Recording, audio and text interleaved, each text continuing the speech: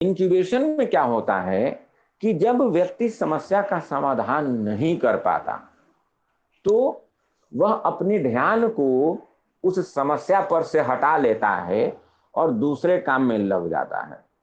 दूसरे काम में मतलब, मान ली समस्या हल नहीं हो रही थी तो चल गया गमला कोड़े लगा, पेड़ लगावे लगा, या ऐसे चला कर रूम में सुत गया, या पेड़ के नीचे बैठ गया। मतलब वो कुछ समय के लिए अपना जो ध्यान है उसको समस्या पर से हटा लेता है और सो जाता है या विश्राम करने लगता है। ठीक है, लेकिन असल में कहने को तो वो अपने आप को समस्या से अलग कर लेता है, लेकिन वह समस्या उसके अचेतन मस्तिष्क में चलती रहती है। ऐसा हम सबके साथ होता होगा जीवन में, हम सबके साथ होता है। कोई चीज कहीं रहकर भूल जाते हैं, जरूरत पड़ी खोज रहे, नहीं मिला, हटा बाद में खोजेंगे, और दूसरे काम में लग जाते हैं। लेकिन दूसरे काम में लगते लगते अचानक अरे यार वहां सामान रखे थे, जाकर ले आते हैं उठाकर। वो कैसे होता है? तो असल में हम अपना ध्यान जब दूसरे काम में लग गए हैं तो कहने को तो हम अपना ध्यान उस समस्या पर से हटा लेते हैं, लेकिन वह समस्या हमारे अचेतन मस्तिष्क अनकॉन्शियस माइंड में चलती रहती है। इसी को कहा गया है इंक्यूबेशन इफेक्ट।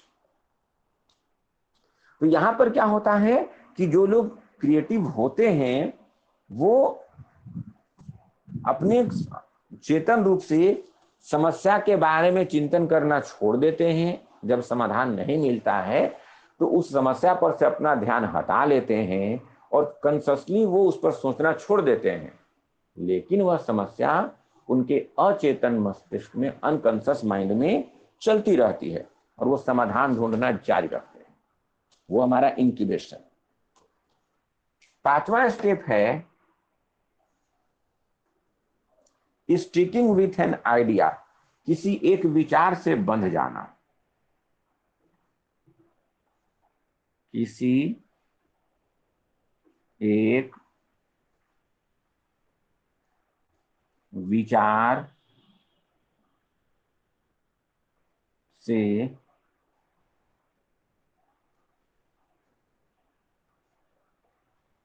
बंध जाना, स्टिकिंग विथ एन आइडिया।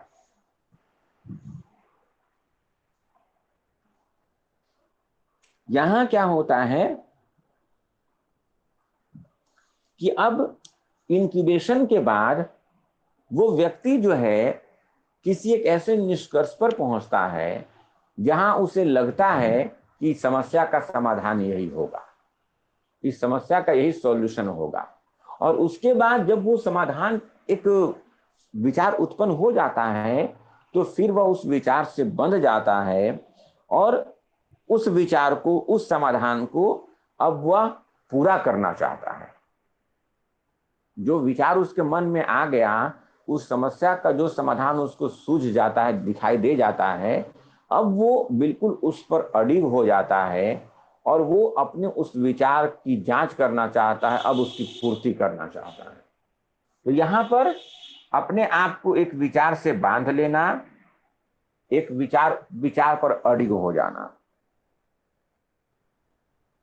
उसके बाद छठा स्टेप है परिणाम की अटकलबाजी। परिणाम की अटकलबाजी।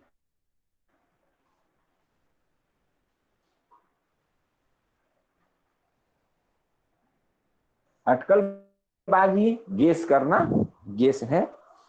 इनविजनिंग द रिजल्ट्स, इनविजनिंग, ENVISIONING,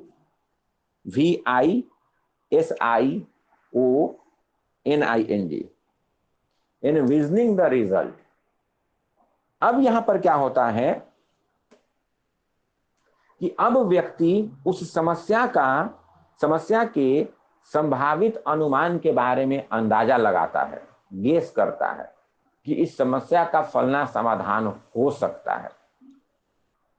तो यहां पर व्यक्ति संभावित परिणाम का अंदाजा लगाते हैं, अनुमान लगाते हैं।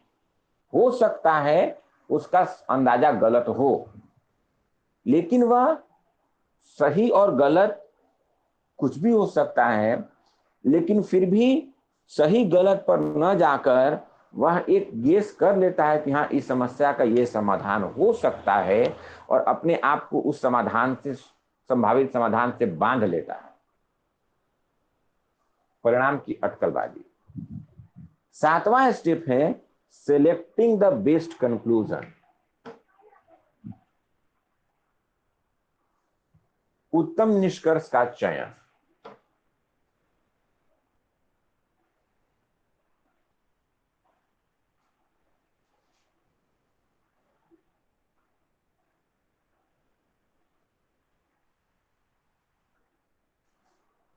अब क्या है कि इस स्टेज में वह समस्या के विभिन्न समाधानों में से, समस्या के विभिन्न संभावित समाधानों में से किसी एक समाधान पर, किसी एक उत्तम समाधान का चयन कर लेता है, और फिर उस उत्तम समाधान की सत्यता की जांच में लग जाता है। ठीक है। उसके बाद आठवां स्टेप है,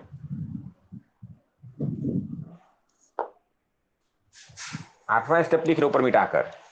सर 7 में क्या लिखे, दिख नहीं रहा है। उत्तम निष्कर्ष का चयन, उत्तम निष्कर्ष का चयन, सेलेक्टिंग द बेस्ट कंक्लूजन।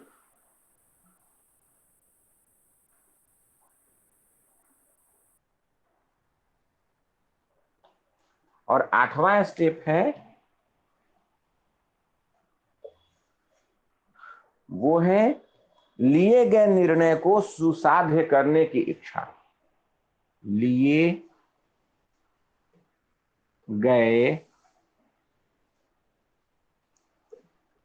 निर्णय को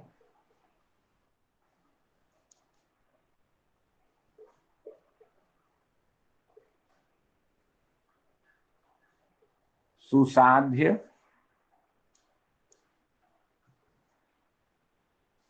करने की इच्छा।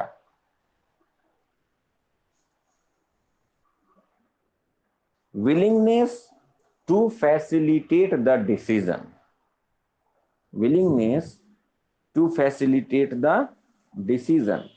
यहां पर क्या होता है कि अब व्यक्ति अपने द्वारा लिए गए निर्णय, जिस संभावित समाधान को वो सोच लिया, जो निर्णय वह ले लिया, अब उसको कार्य रूप देता है, उसको वास्तविक रूप देता है, और दूसरों की वो तनिक भी परवाह नहीं करता। चाहे लोग उस पर हंसे, उसका मजाक उड़ाए, वो किसी की परवाह न करते हुए अपने द्वारा लिए गए निर्णय को कार्य रूप दे देता है, उसको वास्तविक रूप देता है। और तब अंतिम स्टेप है,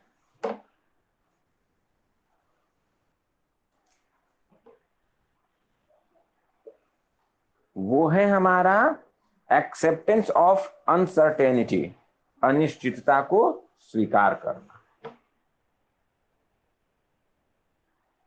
अनिश्चितता को स्वीकार करना।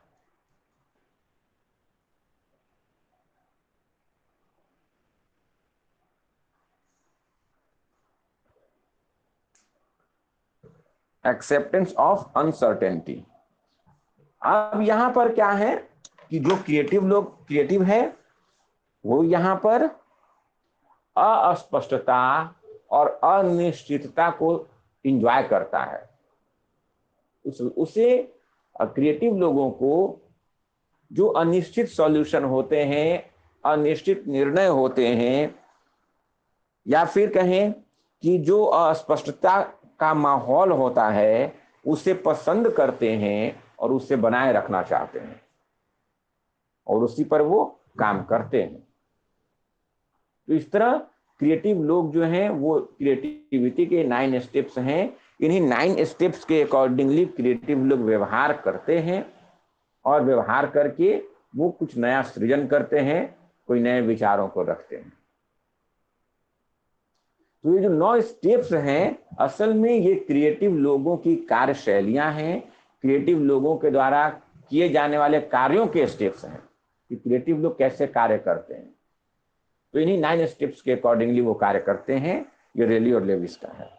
सर जी सर, अनिश्चितता का मतलब क्या होता है? अनसर्टेनिटी का मतलब कि वो काम जिस काम में थोड़ा चैलेंज हो और जिस काम का सॉल्यूशन